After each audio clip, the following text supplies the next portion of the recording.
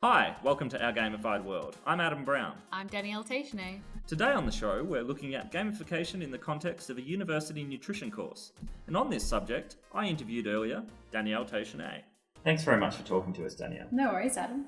I wonder if you can tell us a little bit about yourself first. What's your background? Where are you coming from into gamification?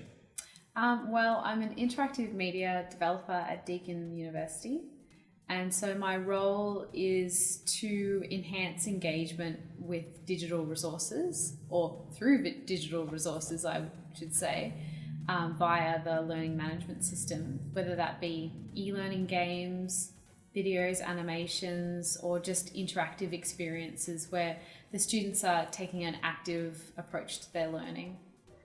So why did you choose gamification? Well, I was meeting with a client who happened to be a nutrition lecturer at Deakin, and she had an issue with student engagement. She was providing a lecture about food regulation each and every year, and she found that each and every year the students were really quite bored with the topic. They weren't engaging with it. They didn't quite understand the whole model of food regulation in Australia, and they didn't have a personal experience to relate to, and that was really hindering their learning. And so we decided to create an e-learning resource, and it followed a narrative. It was partly true and partly fictional, and we found that if we engage students by putting them into a context where they had to actively campaign to legalise hemp food products in Australia, which is quite a controversial topic, we felt that we would be able to really solve this disengagement problem. So what game principles did you apply in your project? We drew on narrative mainly, with the addition of digital badges. So as the students progressed through the game, they were able to achieve along the way digital badges which represented the skills that they were picking up in the game. And the story was quite interesting and quirky. It followed the story of a health food store owner who wanted to legalise hemp foods to sell in his store.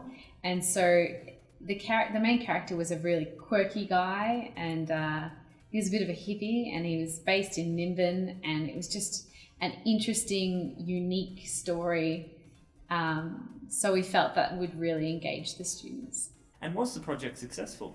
We're currently user testing with a small group of past students, and we will be trialling it for its first time in this trimester 1, 2016. And what we'll be doing is we'll be gathering participants and doing some data collection, quantitative and qualitative data collection about whether this model is working. Is there anything else you'd like to add about gamification? This is a very unique situation, and it's important for us all to know that gamification can't be a cookie cutter model. This was a very tailored experience for the students, and you can't just take that and repurpose it. You have to really think about it.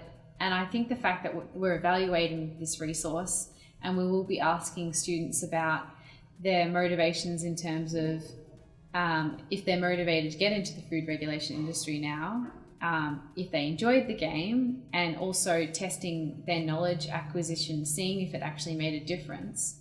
I think the fact that we're evaluating it will give us those answers. Thanks very much for your time. It's a really exciting project. No worries, my pleasure. Thanks for watching. Tune in next time for a chat about the use of a virtual currency in a university teaching context. And don't forget to subscribe, leave us a question or a comment.